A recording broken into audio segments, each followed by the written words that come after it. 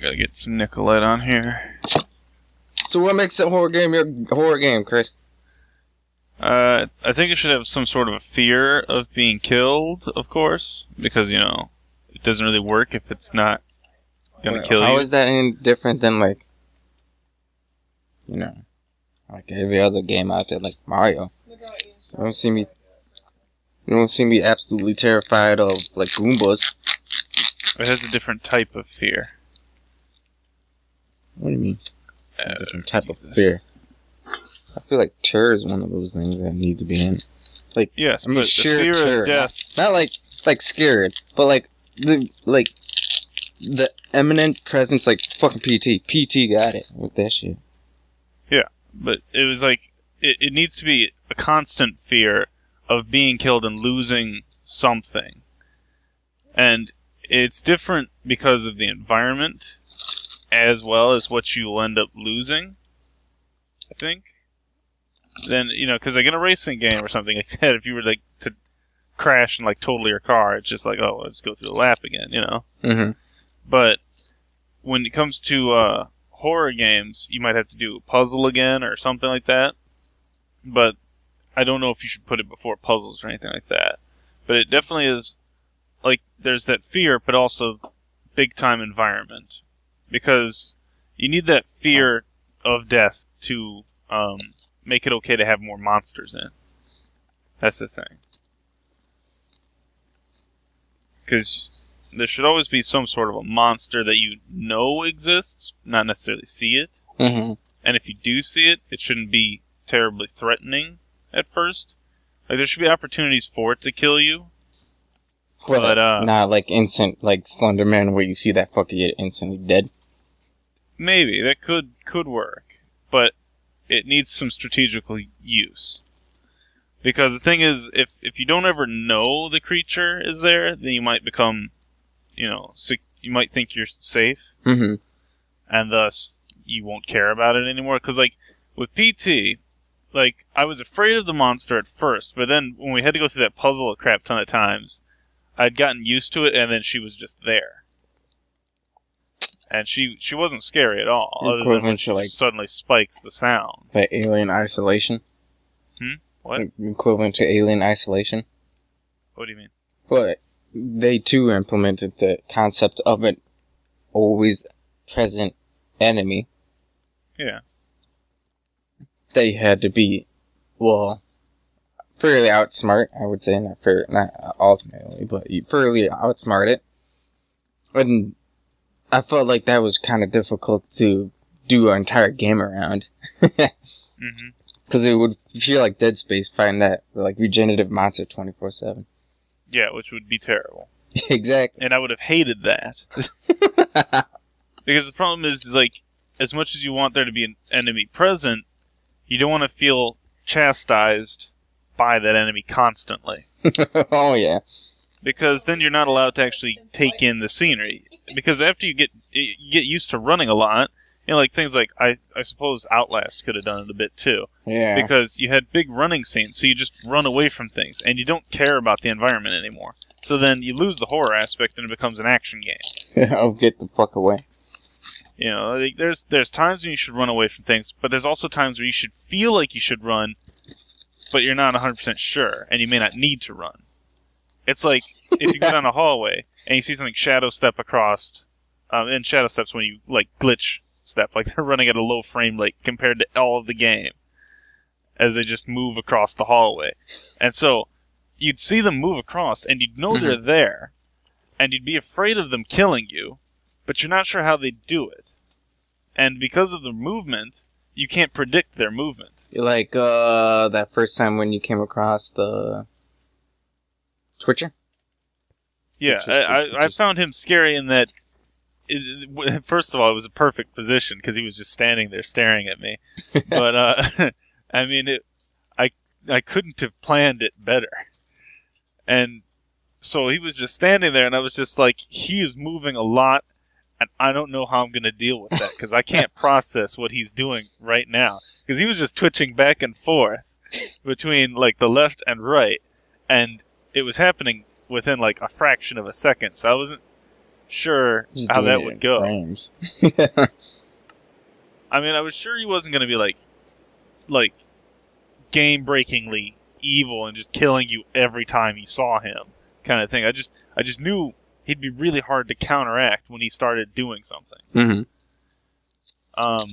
And I mean that played a big part of it because like the first time I saw the Twitcher, I was very worried that he might kill me, but I don't think 3 did it quite the same. With the Twitchers?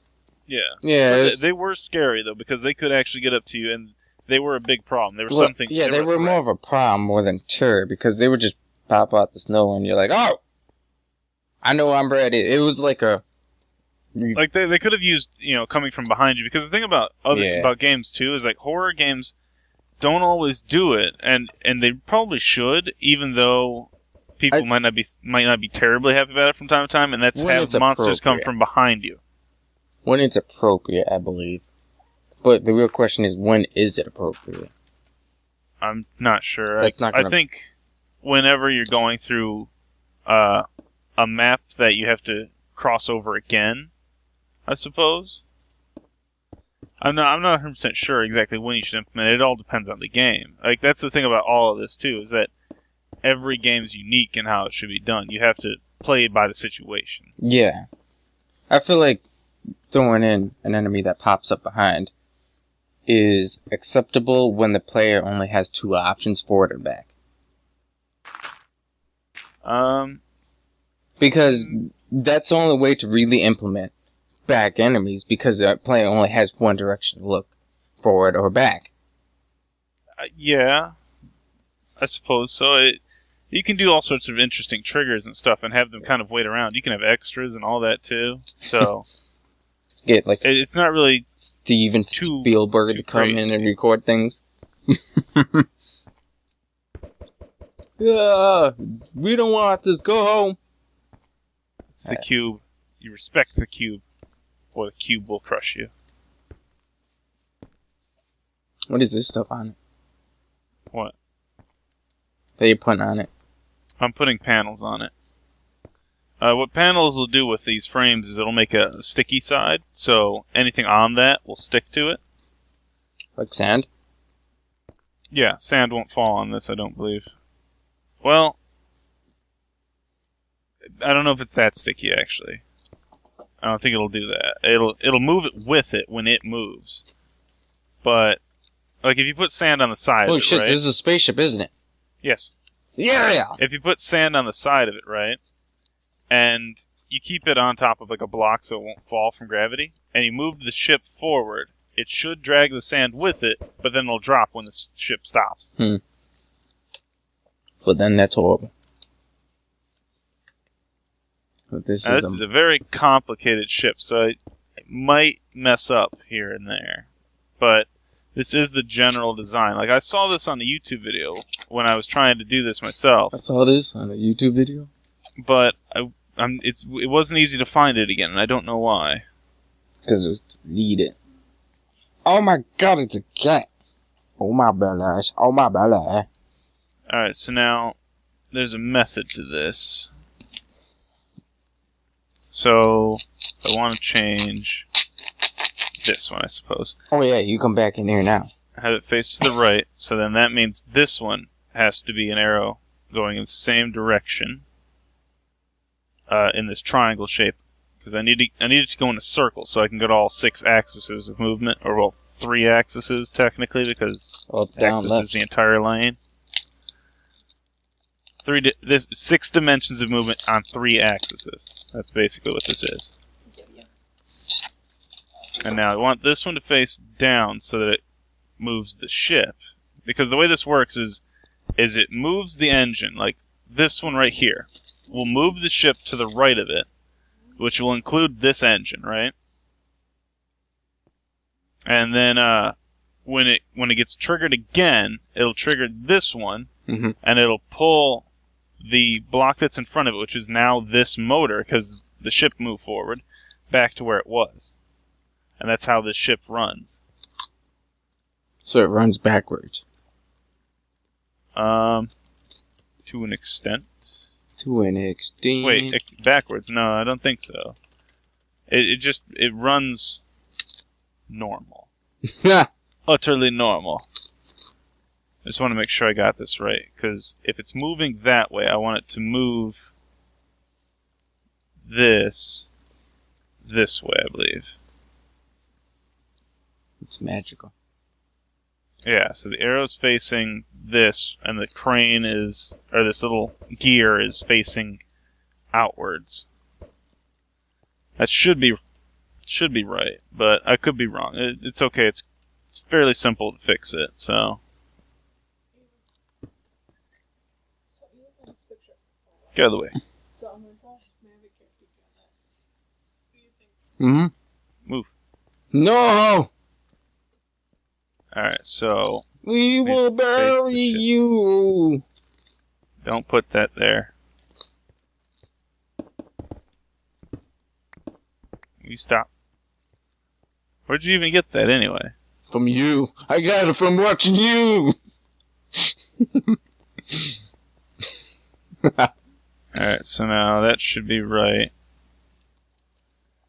And then this one. Oh my god, cat. Meow, cat. I know that. I don't think she knows that, though. Alright, that should be right. Okay, that's good. Now what you gotta be careful about here is that you make sure that the other side does the opposite of this. So this is going to go right. So, if it's going to go right, I need to make sure this goes left. And then follow the circle. Find the treasure, beat the old woman, conquer Israel, and dominate the rest of the world. Have everything face the ship. And then face away from the arrow. Face away from the arrow. This might sound... Face away from the arrow. But what's your favorite cheese? I don't have a favorite cheese. You don't have a favorite cheese? Everyone has a favorite cheese. I suppose cheddar? Why not? Yeah. Well, I don't know. I don't really care much for cheddar on its own. Maybe mozzarella on its own. Cheddar's good with other things, though. Yeah.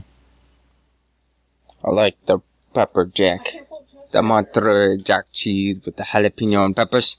Alright, that should be good. Now, this is a cover, so it won't stick. Ha! These ones won't stick to anything. I like to cover these just cuz, but you don't really have to care about it. Well, you should, because they're ugly as shit. Alright, so that's the first level of it. So that's all 6 dimensions of movement right there from those motors. Now, what's going to be interesting here... What are you doing? Nothing. Stop it. Fuck. So now, what I need to do is make this a really weird shape now, because... Let me get the paper it was on. Here it is. So now if I'm looking at the ship, there's the hole at the top corner, and what I need to do is break the panel here, and then push this out twice, so it's one up here, and then I need to break the panel here, do 2 this way, and break the panel here, and put that one out too. Alright, now I need to do this on the opposite side. So there's the bottom. This is on this side, so it has to be on this side, facing up.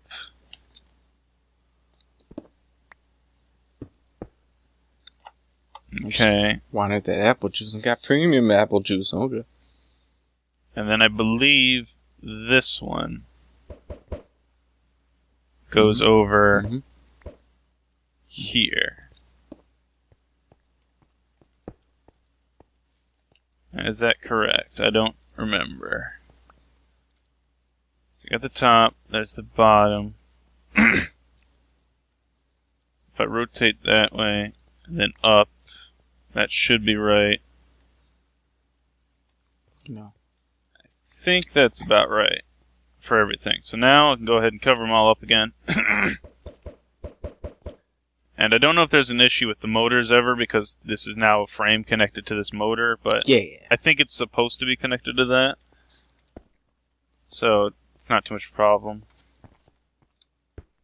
And then I can actually go around here, because now this is the maximum size this will get. So this is a 5x5x5 structure. And so to make sure it doesn't stick to anything, I want to put the non-sticking type of block on the edges.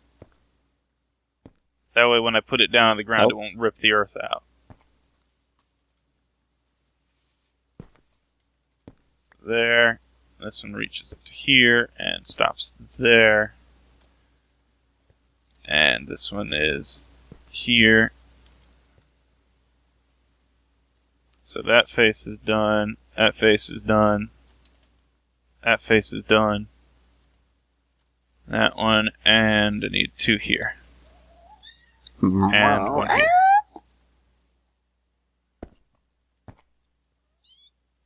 Get the feeling something's off here. No, that's fine. Alright, now... No, you fucking cat. I've got 6 battery boxes, too, because you need these to power each engine. And the battery boxes will trade with the engines and whatnot, so... You just need to connect a wire to the engines to power these battery boxes. So, those will move with it because they're connected to a frame. And that's how this all keeps working. Now, the biggest problem with this is that we're going to have to power it up, and it's a really slow start off to power them up. But it's not too bad, I suppose.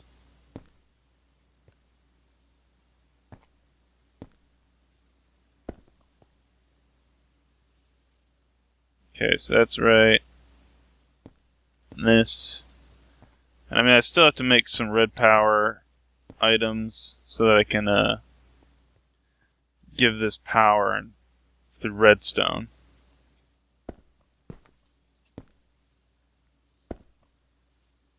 But I'm just going over the basic items that are needed here.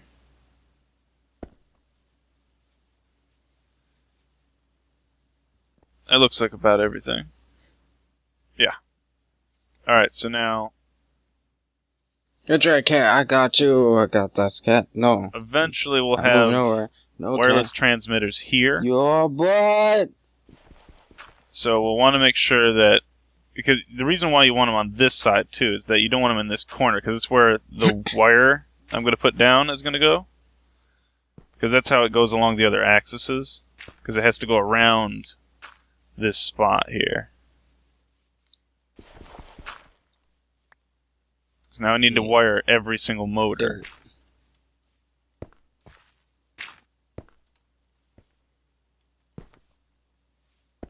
It's like building a human being. You first get down the rock.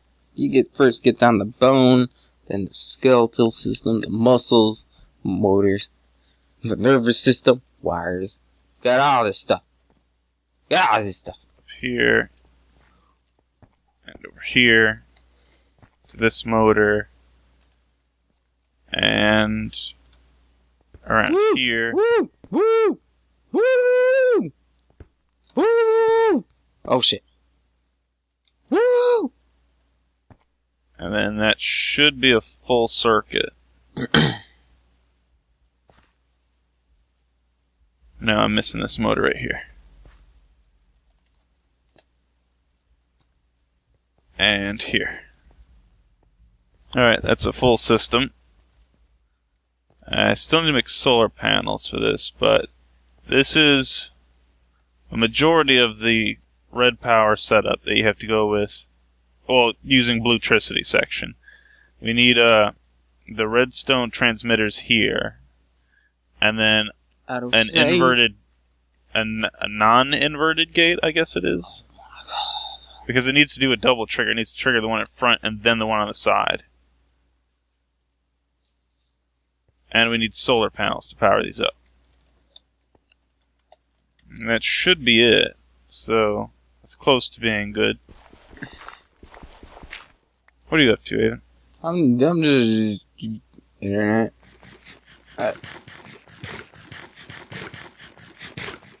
Wombo combo. Wombo. I'm gonna break my screwdriver at some point here. It's gonna be terrible. The thing about the solar power one, though, is I think I need a lot of those blue wafers. Yeah, that's not good. Das is not good.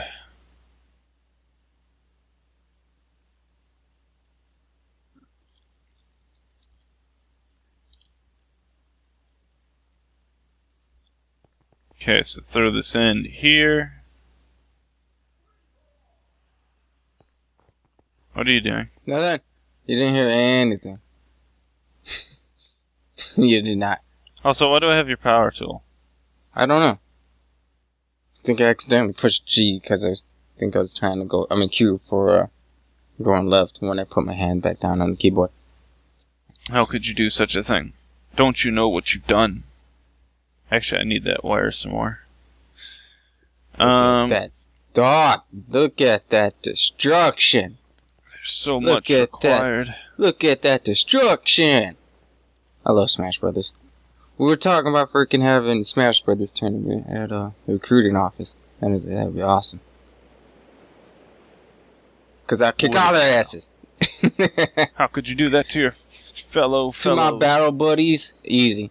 With up B. Lies. With wave dash and all that good stuff. It's gonna be amazing. I need a crap ton of these coils. I hope it doesn't fall through. God, this is gonna be expansive. What, cat? What, Kiki? I said, what? Ah! Damn. Look at all that. Look at that destruction. Look at that. Just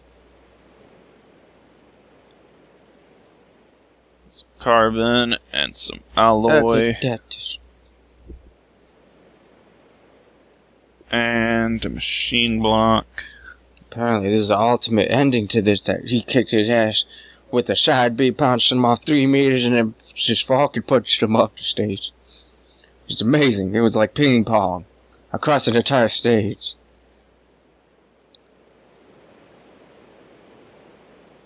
I hate how they kind of messed up Final Destination with an over excessive amount of blur during a few transitional scenes, right? Because like my character, when she uses her side B attacks, side A attacks, like she used like wings appear, right? So the hitbox technically becomes invisible during that transition. Well, to my opponent, so they don't know if they're in range or the or anything of the sort. So that's one of my advantage points during that stage. But I really hate that they did implement it because it was a really well balanced stage. Unfortunately, freaking because of that blur effect. Bloom effect. Freaking, it's banned. A well-balanced stage, and they try to make every stage well-balanced for competitive play, and they fucked it up.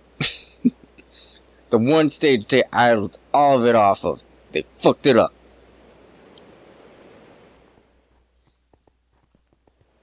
Damn, this man is just getting wrecked. And with the Nintendo 64 controller too.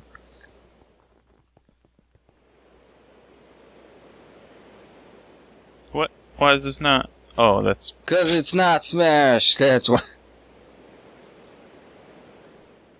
Alright, so chrome plates are being made. God damn, he is just wrecked.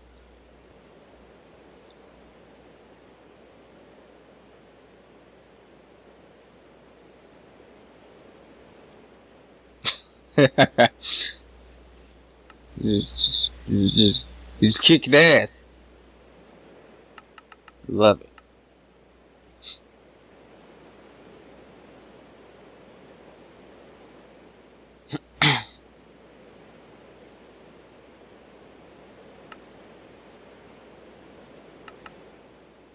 There we go. Now I can automate those.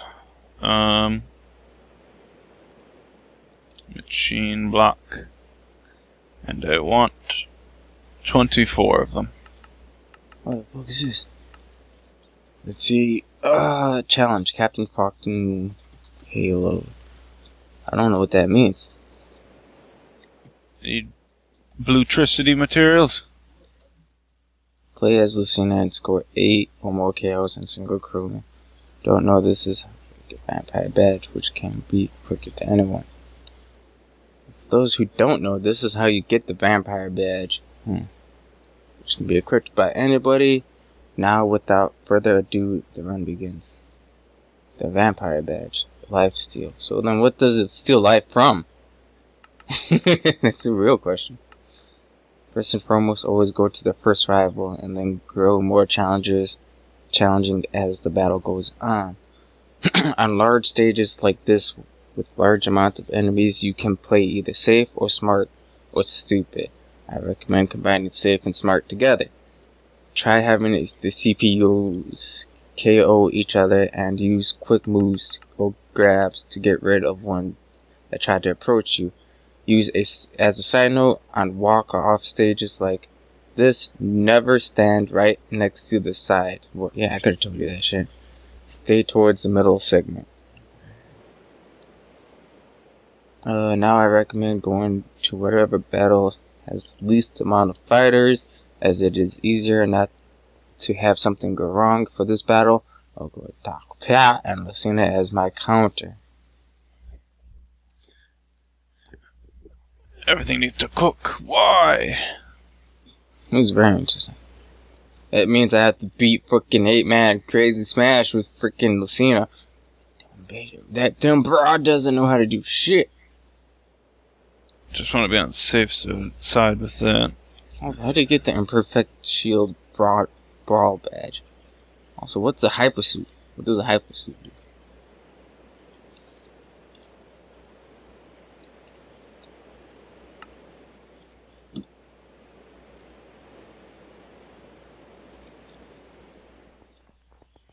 So many red alloy. Not enough, Chris. I know.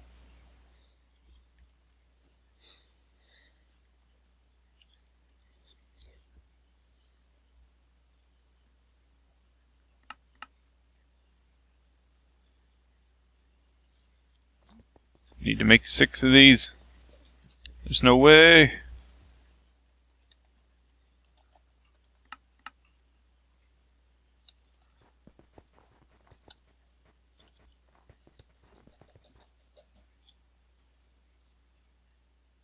Alright, excellent. I've got 6 of them. Alright. I need 6 more cathodes and 6 redstone wires.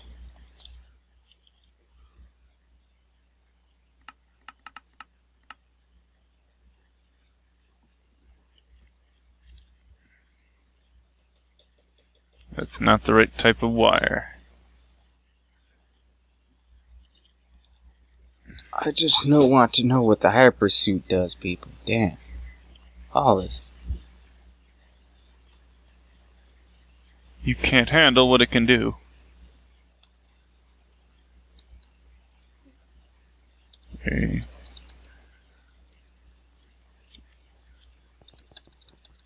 Oh my fucking god.